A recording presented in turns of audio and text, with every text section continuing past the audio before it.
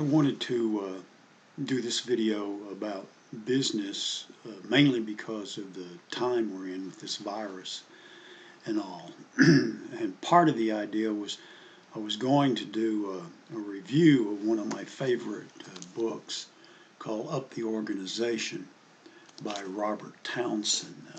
This was written in the 1960s. It's still in print, I believe. It was a wonderful book, and several people have used it. I think part of the problem a lot of business people have, and it's taught in our schools, is the way they look at paying employees. And usually it's how low can you get the payment, because it's looked at on the accounting side as an expense, and it is, but it's also an investment. And it's been shown over and over again that if people are paid well, not just overpaid, but paid well for doing a good job, they tend to be more loyal and they tend to do better work. Townsend took over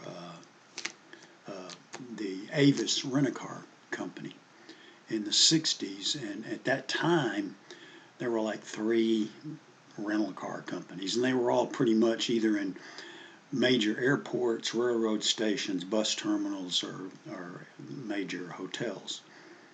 And Avis was the number 2 company, and he invented the phrase that was kind of famous advertising, we try harder. We're number 2, we try harder.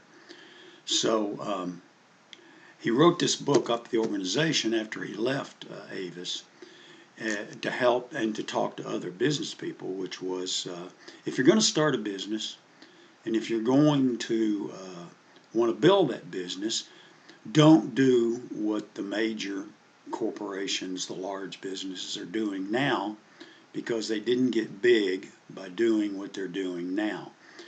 And he goes into several things, and one of my favorite bits he talks about is he would go out among the employees and at the various locations, and he said he would ask 2 questions. What are we doing that's right, that's smart?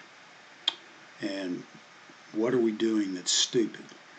And he said, they'll tell you. And he would listen, and because of that, his first week as president of this company, he worked a rental car counter at O'Hare and made a complete mess of it. And one traveler even told him, because the manager kept telling people he was a trainee, and one traveler said, "You're the worst trainee I've ever had to work with."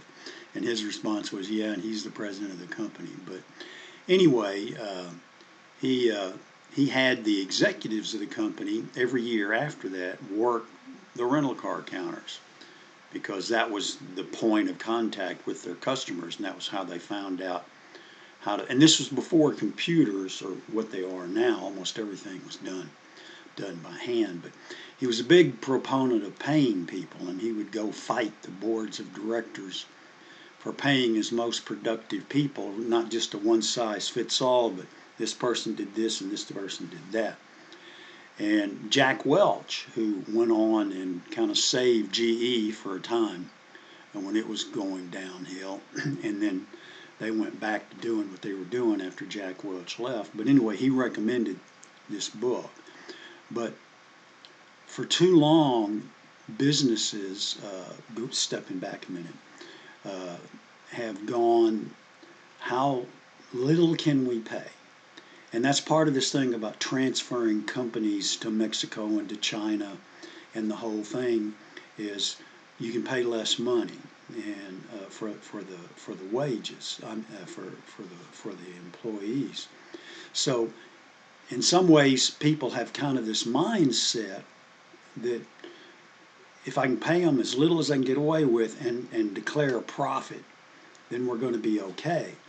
And if you go back, in the 1950s, the United States had the highest paid workforce in the world, and they were producing some of the best quality, low-cost merchandise in the world.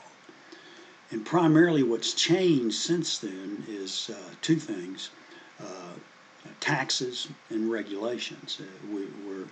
We got on an overtax thing, and regulations are eating it. It costs a lot of money to just meet the regulations, and only the bigger companies can do that. So it kind of kills a lot of innovation and so forth. But if you, I'm going to try to cut this thing because I tend to go over a lot of times. A good story, which Townsend liked to recount, was about Henry Ford. And Henry Ford, 100 years ago, in the 20s, I guess, 1920s, was probably the richest man in the country. And the Ford Motor Company was the largest, or one of the largest, manufacturing concerns. And the average pay for a factory worker was $2.50 a day. And they could get by on that. And Ford doubled that to $5 a day. And he got ripped by everybody for doing that, because it's like, that's a waste, your profit's going to suffer, blah, blah, blah, so forth and so on. And Ford laughed about that, and he was a bit of a social engineer. And he said, at $5 a day, I'll get the best workers, and workers will get better because they'll want to stay with me in order to earn that money. He said, and at $2 a day, and he was right on this. I'm sorry, at $5 a day, they can afford to buy a house. And I'm thinking about that. At that time, you could. And he believed that people that owned their own house were more productive workers. And he was right about that. And three, and this was the genius of the man, he said at $5 a day, they can afford to buy a car. And who do you think they're going to buy it from? So we've got, I remember at one time there were these manufacturing facilities just on the other side of the border with Mexico, and they would assemble products and then finish reassembling them. This was by treaty on the American side, so they could say made in the USA. But somebody, I think from the Wall Street Journal, went down and they talked to a lot of the workers. And the workers making those appliances on the Mexican side of the border could not afford to buy the products they were manufacturing. So what's happened here is this going to the lowest common wage we can get away with paying.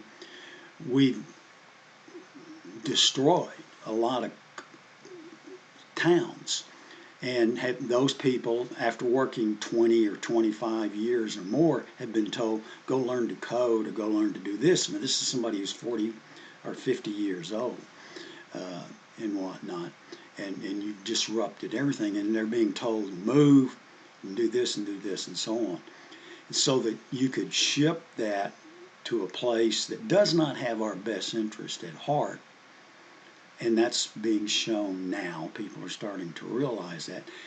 But it has enriched a lot of people in this country to a great extent. And that's the pushback you get. So I guess this video is just mainly, if you get a chance, read this book. It's not that long. And he has a lot of great comments, a lot of great ideas to organize in a lot of ways to get your company employees and the executive people on the same page and not at each other's throat, and you make a better firm. And that's the whole point of capitalism. Capitalism is not grinding people into the dirt so that you can make the most money possible. Capitalism is making the best product possible at an affordable price, and you make good money doing that. And there's nothing wrong with any of that. Right now, a lot of our products that we're having made outside the country are not of the same quality that they were when I was a young man that were made here. And yes, we paid workers more. So I think you're going to see a turnaround, but I would love to see, and this is an ongoing argument. There are many people that maintain you have to pay less, otherwise it's a no-win situation. But it's been proven over and over and over. Pay people, they'll be better, you'll get a better product, and you'll make more money. You have a good day.